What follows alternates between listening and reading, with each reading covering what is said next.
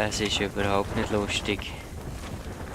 Und ich auch gemeint habe, das sei das Grösste, was ich einmal in meinem Leben werde machen. Jetzt muss ich nur noch hoffen, dass ich es überlebe.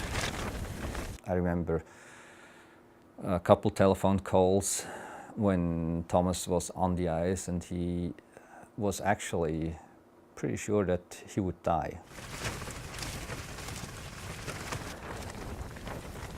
Ich bin alles für eine Evakuierung parat machen. Es ist immer schlimmer geworden auf meiner Insel, die ich gefunden habe. Der Wind immer stärker, vorher orkanartig. Auf dieser Eisfläche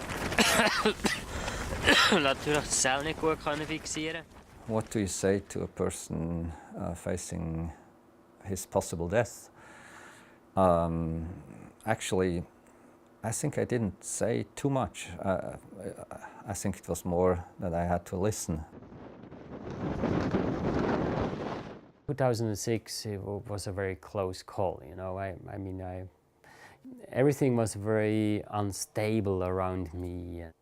Out there, you're in one piece, nothing will happen, but you still know if it changes the wrong way, you're gonna die. And this is very hard to keep still control, to be calm, to make the right decisions in a situation like that.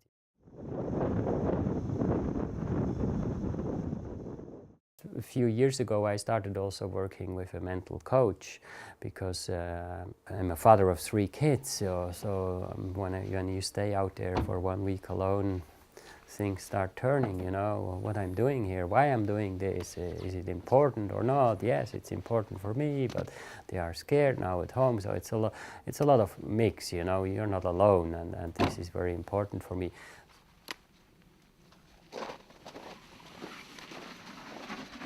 This mental coach he's a friend of mine, and he is also a sportsman. He's also exploring. He's a mountain guide. He knows how it works to make decisions under pressure or to deal with dangerous situations, and so I fully trust him, and so that's why I started working with him. First of all, it was to make the decision to start again.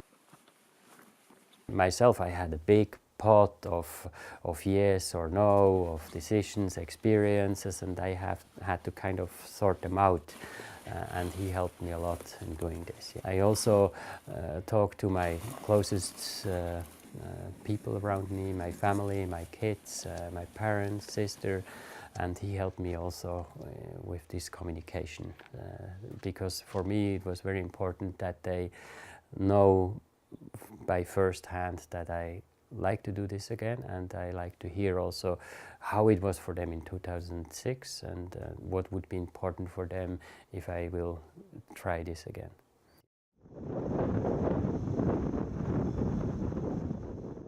I have quite a lot of experience with polar bears now since 2007 when I did a 4-month expedition out there. So for example, during the night I always build a kind of a polar bear fence around me with explosive rope, and if the polar bear comes close to the tent, he gets scared off by that, and I hopefully wake up and I can go out and scare him off if he comes curious back again. That's usually happen, but I also have a rifle with me, I have a gun, a Magnum 44 with me in case of a real danger situation, if a polar bear really attacks me. Also pepper spray, special pepper spray from Canada, which they use for polar bears and grizzlies. So different things, you know, so you cannot just go out with one thing, because if you lose that or if it doesn't work, you are in a dangerous situation.